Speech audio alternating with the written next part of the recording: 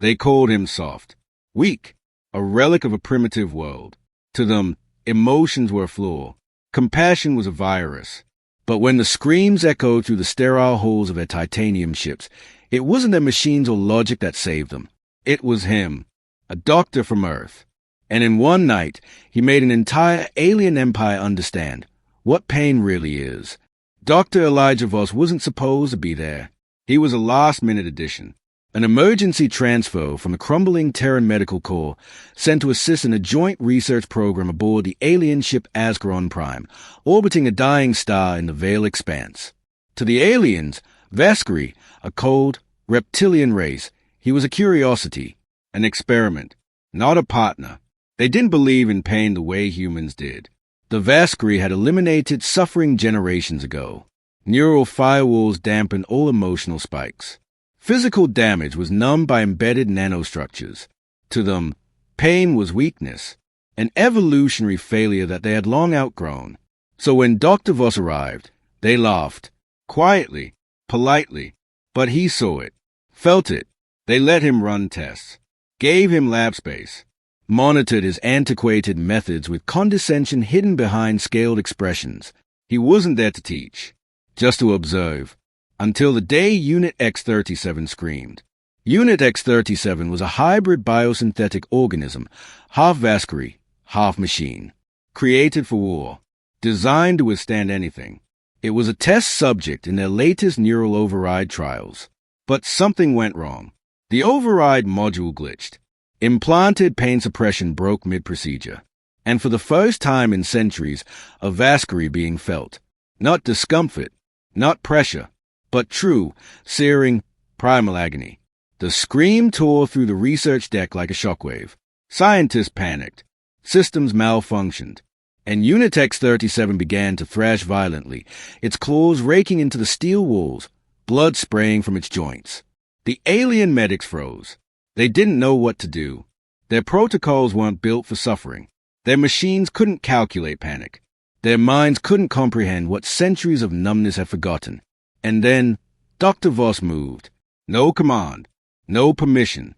He shoved past towering Vaskari officers, ripped open a sealed cabinet, and dragged a metal case onto the floor. An old trauma kit. Not nanits. Not injectors. Just gauze. Steel. Liquid anesthetics. And painkillers with names that no one there could pronounce. He climbed onto the thrashing body and drove a needle deep into its chest. Shush, he whispered. I know it burns. I'm here. The creature wailed. The Vaskari scientist watched in silent disbelief as Elijah placed one trembling hand on its heaving chest and another on its blooded temple. It hurts, Elijah whispered. Good. That means you're alive. It took 17 minutes. 17 minutes of raw, unfiltered terror. When it was over, Unit X-37 lay still, alive, trembling, but stable. Elijah slumped beside it, soaked in alien blood. And then, silence. The lead Vaskari biotechnician stepped forward. His voice was shaking.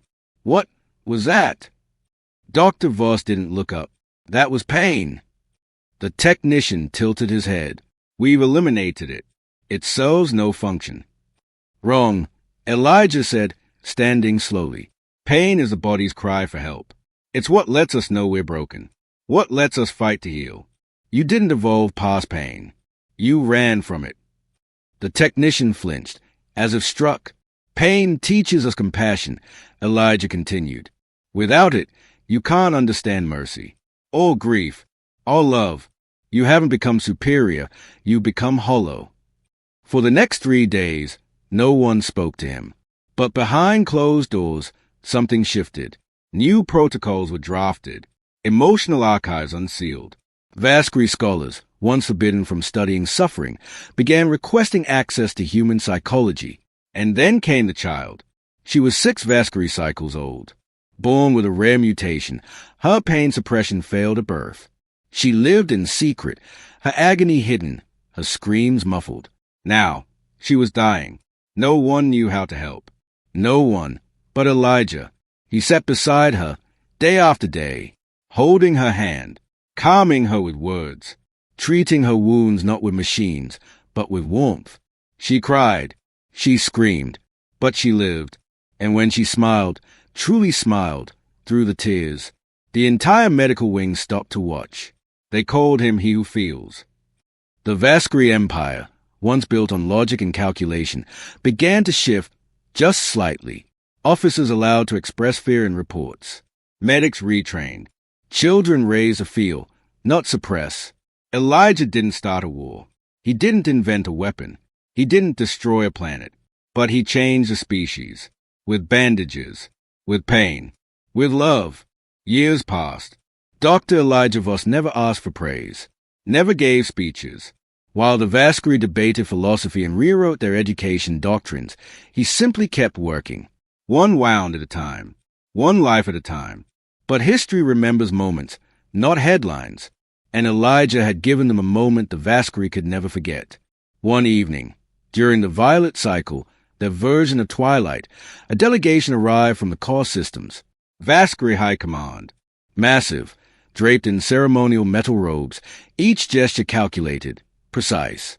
They entered the infirmary where Elijah was suturing a burn on a young trainee's forearm. The room was quiet, except for the steady beeping of human monitors. Outdated, but reliable.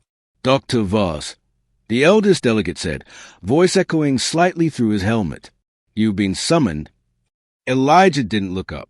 The boy's in shock. He needs 20 more minutes under heat stabilization.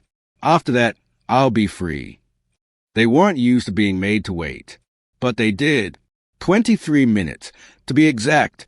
When he finally stood, Elijah didn't bow. Didn't ask why he was summoned. Just wiped his hands clean and followed. He was led to the Vault of Silence, a place once reserved for the most sacred Vaskari programming algorithms. Where once they preserved data about warships, now they were storing something else. Human memories, emotions, stories. They called it the Archive of Pain. Thousands of Vaskari sat in perfect, solemn stillness, watching recordings of patients crying, laughing, screaming in joy or agony. These moments were no longer seen as weaknesses. They were now sacred, and at the heart of the vault stood a monument, a statue, not of a warrior, not of a ruler, but of a human doctor kneeling beside a broken alien body, offering his hand. They had carved his face with incredible detail, the tired eyes, the stubble, the quiet strength in his posture. Elijah blinked.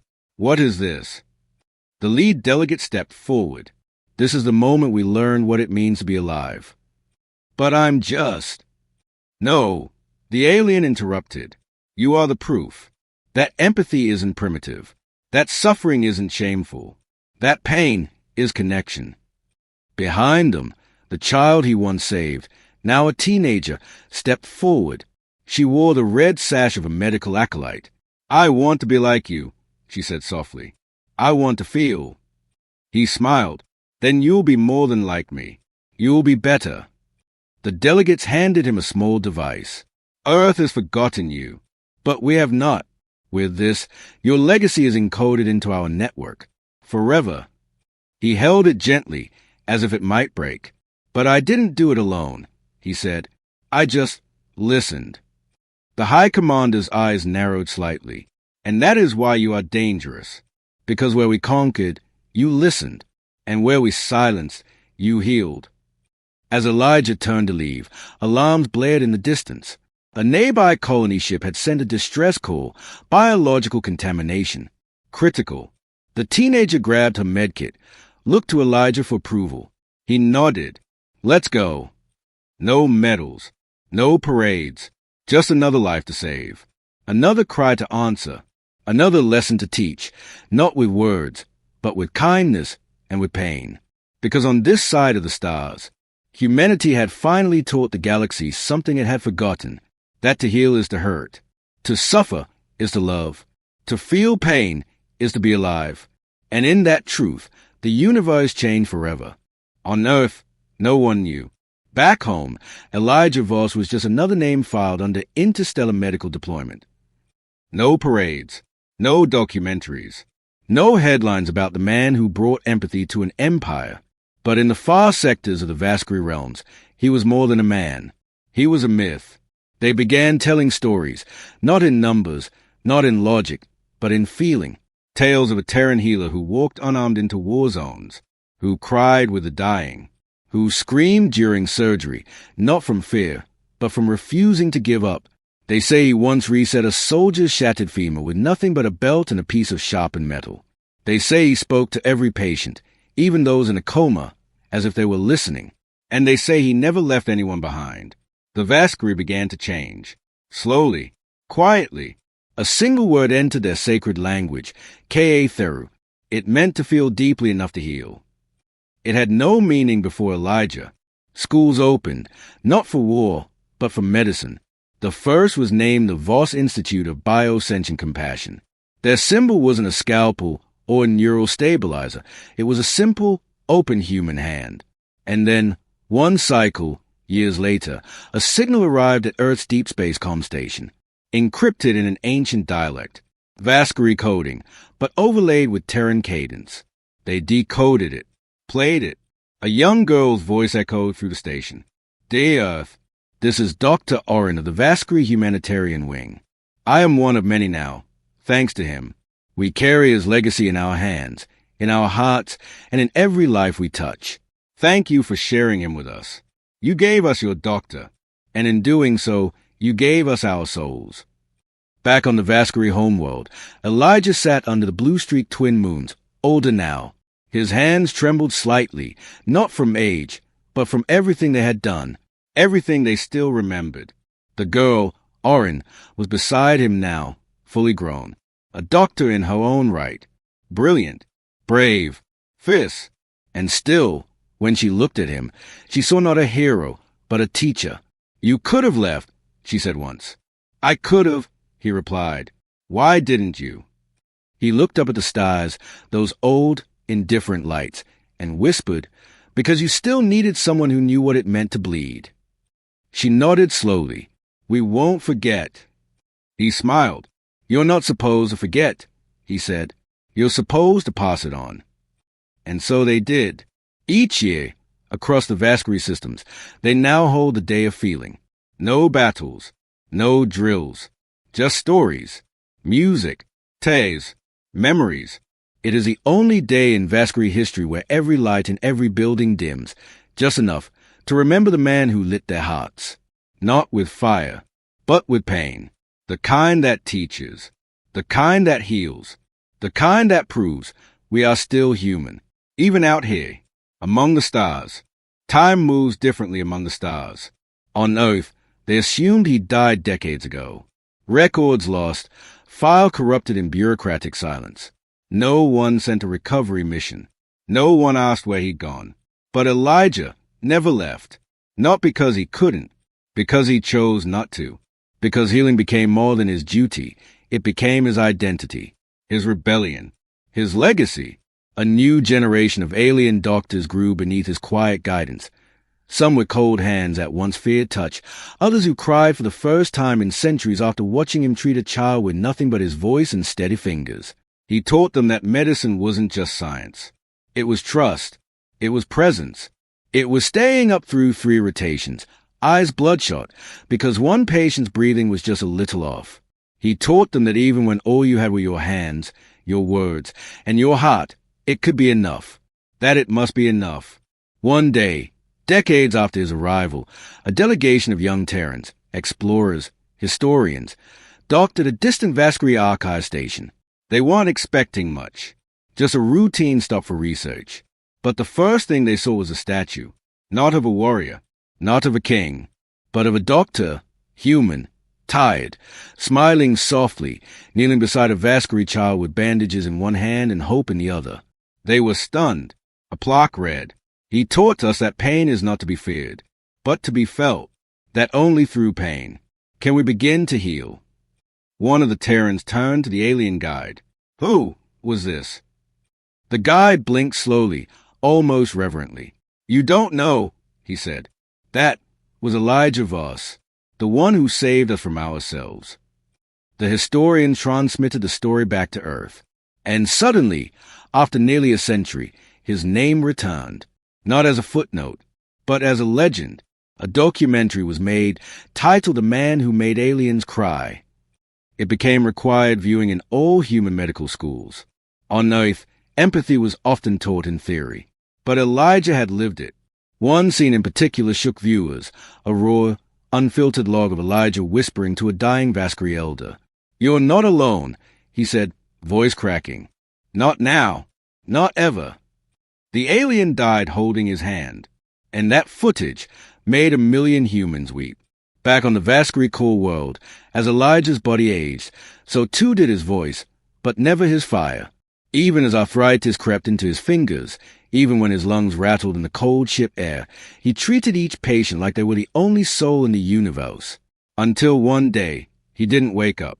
He passed in his sleep, quietly, without ceremony. No final words, just peace. But the galaxy did not stay silent. Ships lowered their engines. Cities dimmed their lights. Every Vaskari doctor lit a candle, an ancient human ritual they'd long since adopted. And in the archive of pain, they placed his final heartbeat, digitally preserved, beside the greatest discoveries in galactic history. He wasn't buried. He was carried, his ashes spread among the stars he had once healed beneath. And for the first time in Vaskari history, a moment of collective grief. The whole galaxy felt, because of one man, one doctor, one human. They say that if you fly into the veiled expanse on a quiet enough night, you can still hear a heartbeat, steady and gentle, like a lullaby. Some say it's just a myth. Others know better, because legends don't die. They echo, forever. Years after Elijah Voss became stardust among stars, his legacy didn't just live on, it evolved. On worlds that had once banned emotion, alien children now cried openly in classrooms, comforted by teachers who had learned from Voss's writings. Medical academies built in asteroid cities began to include what they now called the Voss principle in their core curriculum. A healer does not treat the body. A healer holds a soul until it's ready to rise. In the capital city of the Vaskari Empire, a grand university was founded, Voss Institute of Sentient Healing. Its entrance bore a living hologram of Elijah Voss, not standing proud, not in uniform, but kneeling, hand extended to help.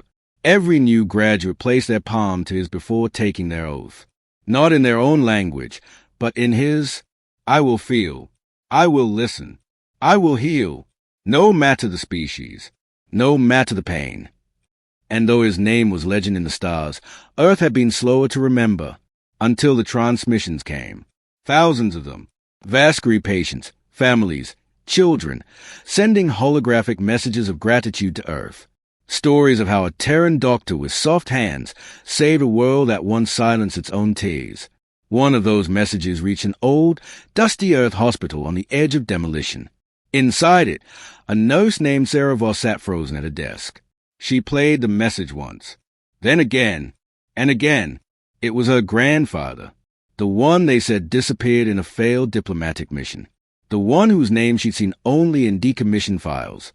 And now, there he was, living forever in alien memory. She cried, not because she was sad, but because she finally understood what he had become. The hospital was never demolished. Instead, it was renamed the Elijah Voss Center for Interstellar Compassion. Its walls now displayed not just Earth medical history, but archives from dozens of species, all linked by one thread, the doctrine of empathy, born from a human heart that never stopped giving. In orbit above Earth, a neutral medical station was constructed, Sanctuary One, open to all species, built under Voss's philosophy. Its corridors bore no weapons, its rooms no ranks, only healers, and patience, and silence, occasionally broken by shared laughter or the soft sob of someone healing, not just in body, but in spirit. On the station's highest deck, at the center of its observatory, stood a memorial, a plaque, nothing grand, just words, to the doctor who taught us to feel, to the man who didn't fear pain, because he understood its purpose. Above it, forever orbiting, a pulse beacon emits a soft, steady rhythm. Elijah's heartbeat, recorded in his final hours. It pulses still, across time, across galaxies, a reminder that even in the darkest corners of the universe, the softest human voice can echo louder than war. They called it Haven, the first truly neutral station, born from war raised by compassion, and designed from a hybrid blueprint of Vaskari intelligence and Terran empathy. Its walls were grown, not built. Its beds could adapt to any species' physiology. Its doctors were not just humans. They were Vaskari and Yolvan and Teleri, all once divided by language and bone, now bound by something stronger, the philosophy of pain with purpose. And carved into the foundation stone of Haven, deeper than any signature, more permanent than any alloy, were 5 words in both Vaskari glyphs and Terran script. He who heals must feel. From one wing of Haven walked a girl, tall, lean, scaled like her ancestors, but with soft, brown human eyes. Her name was Dr. Oren Voskel. She had chosen to take his name, not by blood, but by bond, and today she walked the long hallway toward her first surgery alone. She wasn't afraid, but her hands trembled, not from doubt, from meaning. Outside the operating chamber stood a Vaskari elder, eyes dim, breathing shallow, his chest riddled with a neurocorrosive cancer that only a hybrid procedure could treat. Many had tried, all had failed, but Oren was different. She closed her eyes, whispered the mantra Elijah once whispered to her when she was just a trembling child. Breathe, feel, stay. She stepped in. No AI directed her. No machine guided her hands. She leaned over the elder and spoke. Calm, honest. I'm here, and I know it hurts, but you are not alone. For 3 hours, she worked in complete silence, except for her voice, always speaking gently, telling the patient stories, reminding him that he mattered. When it was done, he opened his eyes and wept, not in pain, but in relief, in human relief. That day, the elder, a war general, once infamous for burning human settlements in his youth, took her hand and kissed it, not as a custom, but in apology, in reverence. She recorded the surgery log, ending it with one line. I healed him the way he healed me, with feeling, with failure, with fire. Thank you, Dr. Voss. Wherever you are, you live in me. The transmission was stored in the archive of pain. It was labeled Generation 1, the first flame. But that flame spread. Soon, a Vaskari child born with overactive neural pathways, a condition once considered a curse, was celebrated for his ability to feel deeply. He became a poet. His words were carved into the sky temples of 3 worlds. He wrote, Pain is not the enemy. Pain is a knock on the door of healing, and someone, somewhere, will answer it. He never met Elijah Voss, but he wrote his final poem in the doctor's memory. The hand that held us. It ends like this. He came not with sword or law. He brought no warships, only gauze. His gift was not fire, nor steel, but something harder still to feel. The will to stay beside the broken. The strength to speak when words are choked in. The pain we feared, he bore for us. The doctor from Earth, who taught us to trust. At the front, a teacher, a gentle Teleri female, her skin translucent and eyes soft with time, holds up a weathered object, an old, cracked stethoscope. This, she says, holding it reverently, belonged to a man who never raised a weapon, yet changed more worlds than any general. The children lean in, eyes wide. He was not a warrior. He was not royalty. He had no fleet, no throne. He had only this. She places the stethoscope around her neck, and his willingness to listen to pain. One small child, scales barely hardened, raises a hand. Did he really cry when his patients died? The teacher nods, every time. A hush falls over the room. They are Vaskari children, descendants of an empire that once feared emotion. Now they are raised with it, in it, because of him. Outside the classroom, a corridor leads to the Hall of Healing, not a place of honor, but a place of memory. It contains no trophies, only fragments, a blood-stained glove, a torn human medkit, a pair of worn-out boots. In the center of the hall, beneath a softly glowing dome, is a preserved piece of earth soil, the last gift Elijah Voss ever requested. He said he wanted to feel home under his feet again, even just once more. Visitors come from across the stars to see it. Some kneel, others touch the soil with trembling hands. But all leave changed, because in that room, pain is not weakness. It is sacred. And across the galaxy, the philosophy spreads. On a shattered moon once ruled by raiders, a medical outpost now stands, marked by a symbol, the open human hand. It was attacked 5 times in its first year. Every time, its doctors rebuilt it. On the 6th attempt, the attackers were injured in their own crossfire. The doctors healed them. The attackers never returned. Instead, they became patients, then students, then healers. In time, that moon became known as Voss Cradle, the place where the doctrine of healing through pain was reborn again and again and again, and so the ripples moved outward, until one day the call came, a distress signal, not from war, not from plague, but from Earth, an outbreak, fast, evolving, Terran medical systems overwhelmed, global panic rising. Earth had forgotten the one it gave away. Now it needed him back. But Elijah Voss was gone, or so they thought, because on that day, a sleek silver ship descended through Earth's clouds. The hull bore no flag, only an emblem, a stethoscope intertwined with a spiral of stars. From the ship walked Vaskari, Telari, Ishinari, dozens of species, all in medical coats, bearing old human kits redesigned with galactic tech. And at their head, Orin Voskel, older now, wiser, stronger. "We come in the name of the one you gave us," she said. "We are here to return the favor." They brought cures Earth hadn't imagined. They brought vaccines synthesized from alien genomes.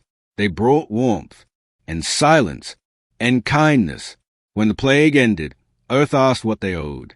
Orin only smiled. "Nothing," she said. "You already paid. You gave us him." And for the first time in generations, Earth listened, truly listened. They named the rebuilt Terran Medical Corps after him, integrated Vaskari emotional protocols, invited off-world doctors into human clinics. A child on Earth fell and scraped his knee in the streets of New Mumbai. He cried. A doctor knelt, pressed a gauze pad to the wound. "It's okay," he said. "It's supposed to hurt a little." The boy sniffled. "Why?" "Because pain tells us we're alive, and that someone still cares enough to help us heal." Elijah Voss never asked to be remembered, but the galaxy chose to remember him anyway, not for what he cured, but for what he felt. Final line fades in. In every tear wiped, he still lives.